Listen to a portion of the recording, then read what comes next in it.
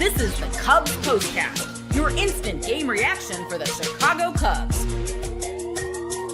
Part of the Locked On Podcast Network. Your team every day.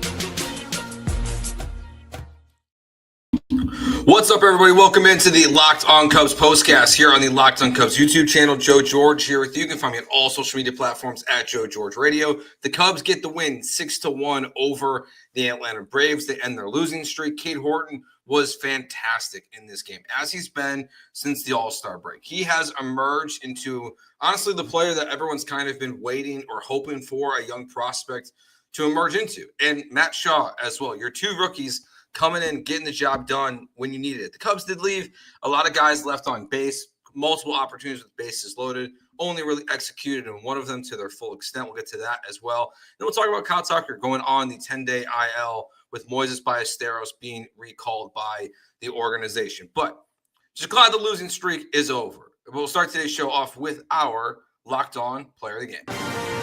This is the Locked On Player of the Game. I mean, it's not even a question at this point. And yes, Matt Shaw will get his flowers as well. But Cade Horton, the Locked On Player of the Game today. 6 1/3, 4 hits, 1 earned run. Only 2 strikeouts in this game, but he was doing what he's been doing, and that's attack, attack, attack, attack. I love this approach that we have seen from Cade Horton this season, really post All-Star break. The aggressiveness, the way he's in the zone all the time. He is just in full control over what he's doing for the Cubs right now and continues to perform at an elite level. I don't like to use that word unless it's really well deserved, and that's what Cade Horton is doing. He's pitching at an absolutely elite level for the Cubs. He has cemented himself in a playoff spot for the rotation, and frankly, he might be crawling up the rankings of where Cubs fans want to see him pitching in terms of order in the playoffs. But since the All-Star break, 10 starts now for Cade Horton. He has a .84 ERA, 53 1/3 innings. He's given up 28 hits, 46 strikeouts, only 14 walks, only 2 home runs, and his OPS against him is a .431. I mean, where he started and where he's gotten now, it is catapulted his career and what you can get your wildest imaginations, honestly, of what he can do. But he is the stopper for the Cubs right now, that when they need a good start like they did today, they needed Cade Horton to come through and perform well for them as they're trying to avoid a 4-game losing streak. And he just went out there and did it. He just shoves every single time he's on the mound. And I like, too, how it's a little different, that it's not always the strikeout that's carrying him, that he's able to find his way out of damage. He didn't have a lot, really only there, in the 5th inning when it's 1st and 3rd. He's able to quickly get out of it, has some great plays behind him tonight. Obviously, the catch by Dansby Swanson was incredible, but I'm just kind of in awe of what Cade Horton has been doing for the Cubs. He's just been so good, and to a level I really didn't think we could see him perform. Larry says here in the chat, you guys are welcome in here on YouTube. I was glad to see him go beyond 75 pitches. Yes. He worked really quickly, obviously, through the 6th inning there before Craig Counsell put him back out there in the 7th inning. And then after the Nico Hoerner era, I think it's 4th of the season, he comes out and Kittredge gets the job done. But we talked about this after the last Horton start, where it kind of fell apart for the Cubs after Horton left the game. At some point, he has to have the opportunity to go deeper into these games. They showed the graphic on the broadcast, the batting average against him the 3rd time through the order.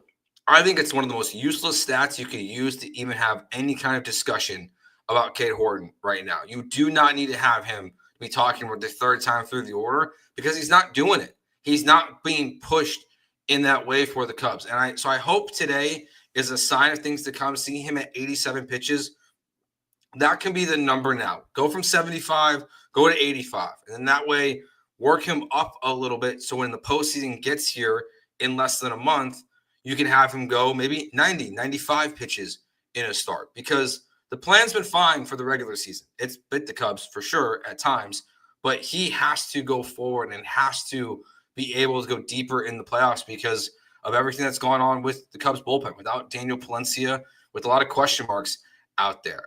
Cubs fan here says, Cade gets the ball in game 1 in my book.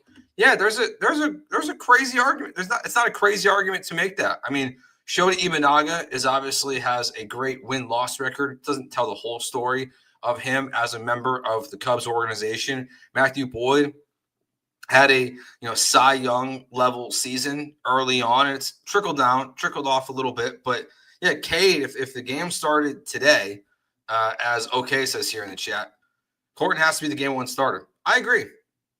Frankly, I agree. I think it sounds kind of crazy to put the ball in the hands of a rookie in game one, but he has been so damn good for the Cubs that I would be all in on them making that decision. I don't think Craig Counsell will. I think a lot of this is our thoughts versus what his thoughts will be. But what's great for the Cubs for the future, as Carter Hawkins is apparently of interest to the Washington Nationals and won't be here in 2032 potentially. When you think about the future of the Cubs, Cade Horton gives you real confidence of what the Cubs have in their rotation going forward between Shota, Boyd, Steele. Like you think about next year, what it can be. And I hate to think about next year because still this year to worry about first, but the rotation, very, very good. All right, let's get to our turning point of today's game. Time to reveal where the game was won or lost. It's the turning point. Okay, so there's obviously a lot of opportunities for the Cubs with bases loaded in this game where the Cubs didn't do a lot of great things. They did some okay things, but not great things there until the eighth inning. That eighth inning is the turning point. With the way the Cubs have been playing of recent, with what's happening in the bullpen, the injuries that have taken place, the guys who've just been going out there and not performing at their best level, the turning point of this game is what happens with Diaz on the mound for the Braves. He hits PCA, he gets a stolen base, so you got a runner on second with one out, and then Nico walks, Castro walks, Dansby walks, and the Cubs have a 3-1 lead. And then all of a sudden, Matt Shaw gets the big RBI double that also has an error in it, and Dansby Swanson scores, and it's 6-1 Cubs. That's where the game breaks open at that point. And if the Cubs don't get it, it's on vibes of the way things have been going for the Cubs. It feels like if you have a third opportunity with runners on and bases loaded, and you're only able to scrape across one run like you did earlier in the game as well, that feels like that could have been just a sign of bad news. But you need players to step up. And I said this a million times. It feels like at this point, I don't know where the Cubs would be at in the second half of the season, the post-All-Star break portion of the season, without Cade Horton and without Matt Shaw. Those guys have been arguably the two best players on the Cubs. And honestly, it's probably not particularly close. Matt Shaw has been the most consistent guy, it feels like, in the lineup. He's been better than PCA. He's been better than Suzuki, better than Tucker, better than Michael Busch, who's been struggling still. I think he has one hit in the month of September. Saw Sam Olber tweet that.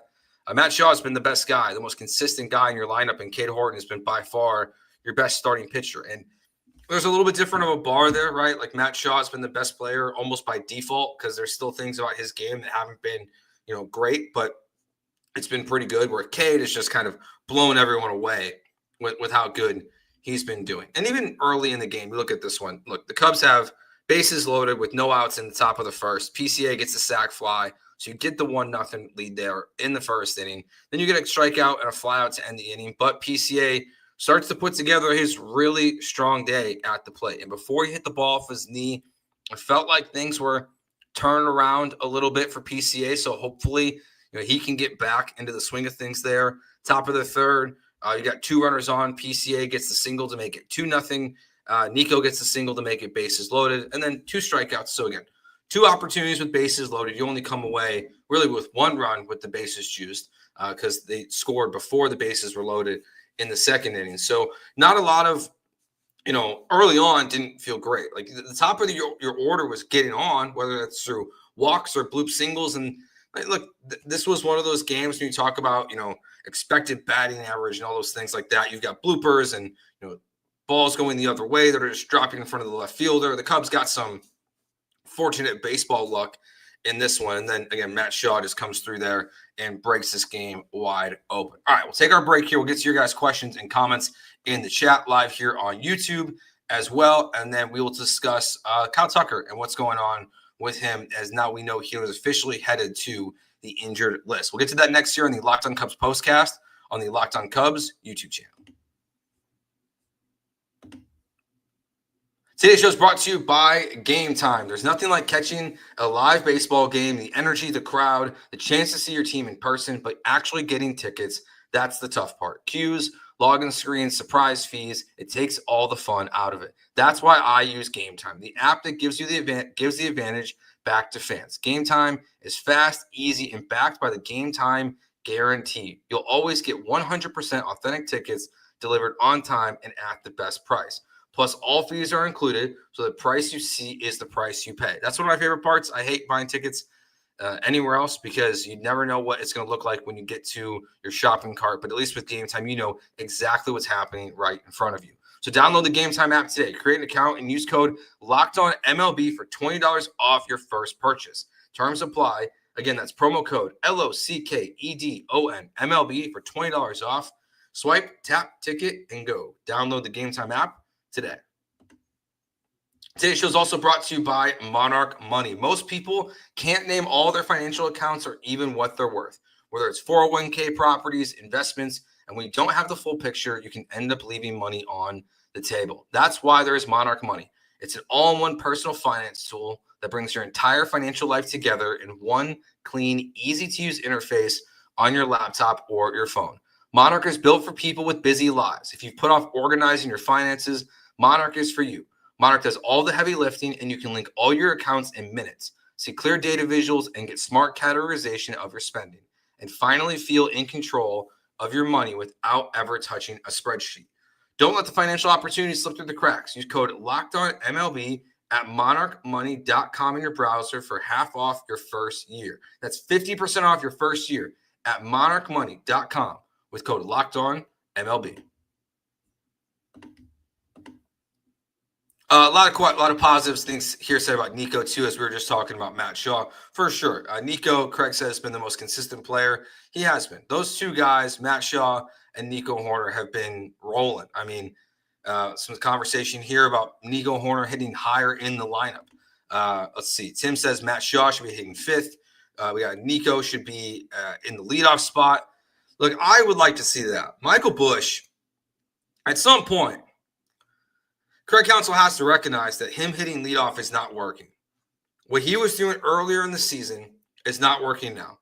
And we've seen guys like Dansby Swanson who have been up and down in the season. But the most up that Dansby has been, the most consistent when he's been good, is when he's been hitting lower in the lineup.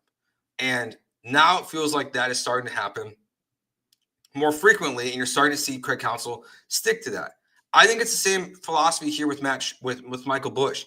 He's not hitting the ball very well in the leadoff spot. It's fun when he attacks the first pitch and he hits home runs, and he's had a handful of those, of course, this season. But of all the Cubs things that I think that they can change to avoid losing streaks, to try to really get this offense going, that's the one I would like to see change the most, is move Michael Busch back down in the order. You don't have to wait for Kyle Tucker to return. Just let Nico be the guy. Yes, it's great to have Nico Hoerner, up to the plate with guys on base because he's so fantastic at bringing them in. But with the way that Busch has been struggling, I would like to see that change. I would like to see them go out there and do something just different at this point in the season. And look, Craig Counsell is obviously, he's played with it a little bit. We've seen PCA hit as low as like 6 or 7, and then we've seen him batting second. We've seen him go up and down the lineup all throughout the season. Ian Happ has moved all over the place. Dansby Swanson has moved all over the place. So is Nico Hoerner. But I think it's just, when I think about the optimal lineup for the Chicago Cubs, it does not have Michael Busch hitting leadoff. And I love Michael Busch. I believe in Michael Busch. I think he's going to be a great first baseman for the Chicago Cubs. But I don't like this role for him. And yes, it's September 9th, and it's a smaller sample size for this month to say he has one hit. But he hasn't been good either since the All-Star break. And we've seen signs from PCA. We've seen signs from Kyle Tucker when he's out there of things getting a little bit better for those guys. We're not seeing that from Busch and Suzuki. So I would like to see that change happen here. All right, Dennis says Tucker on the injured list and the Cubs didn't call up Casey. Well, they brought up Ballesteros, which is the right move. Now, is he going to play? I don't know. Would I like him to play? Yes, easy to answer that. Seiya Suzuki should be in right field. Moises Ballesteros should be your DH. That should be the plan for however long Kyle Tucker is on the injured list. It's a 10-day injured list stint. retroactive back to the 6th, I believe. And so, look, I don't like the process in which the Cubs went through here. I understand the logic behind it is wait it out, give him a chance to try to get back quickly. But you've had Owen Casey at one point in Chicago, just in case he was on the injured list. It looked like Moises Ballesteros was in Atlanta yesterday as well before the series even started. So just waiting to see what the final decision was going to be on Tucker. But instead of bringing up one of these guys that can pinch hit or DH or play right field just to try to contribute to this lineup, instead you just are playing with a roster spot down. It's one of the strangest things that I think Major League Baseball teams do. I know you have to have a level of optimism, but now we're here anyways. And hopefully not just for Kyle Tucker, like all the good stuff that was happening before he hurt his calf here, that can come back for. I mean, he got a hit in that game in which he said his calf was tightening up even more and when he had to leave. But, like, you need Kyle Tucker back. So I'm glad he's on the injured list, frankly. Like, I think it's a better approach this time with Kyle Tucker to keep him out of the lineup, keep him away from the field, and let him rest and get healed. And that way, when the playoffs are here in 3.5 weeks or whatever it is at this point, that you can hopefully have him back ready to go full time. But I would like to see Ballesteros play more. Look, you're when you look at the Cubs and you talk about what's worked well with PCA and Tucker, these rest days seem to have kind of clicked for these guys. It's why I'm a little surprised we haven't seen it happen more. They were talking about on the broadcast how Seiya Suzuki was going back out there after yesterday's game because he's not pulling the ball in the air like he was before. So why can't he just have a couple of days off? You know, Owen Casey could be in right field. Moises Ballesteros could be your DH. Like 2032, like give us a little peek of what it could look like. You know, really realistically, give us a peek of what 2026 could look like. But let those guys play and give the guys days off that you need. Even with Michael Busch, like do I want to see Santana or Justin Turner at first base? No, not particularly. But if Busch needs a couple days off, I would be fine with that as well. So it's a good thing the Cubs got back in the W column today. Losing 4 straight games would be no bueno for the Chicago Cubs. But they got it done, and now we just wait and see what happens in tomorrow's game. Got to get a series win, get this thing back on the train tracks as well. All right, that will wrap it up for us. So you can find us here on YouTube after basically every single Cubs game. We're going to make a quick announcement here. We are going to be having to stop doing the day games for the remainder of the season. There's only 2 120 games left the rest of the year. My schedule has changed in Houston, so I will be hosting a radio show from 3 to 6 Monday through Friday now. So I won't be able to do the day games during the regular season. Postseason, I'll be here at those times. So if you're looking for those day games, unfortunately, I won't be here. But for the rest of the games, I will be. And for the people that listen every single day and are hanging out with us here live on YouTube, listening on wherever you get your podcasts, Apple and Spotify, shout out to all of you. We will talk to you guys tomorrow night. Have a good one. Peace.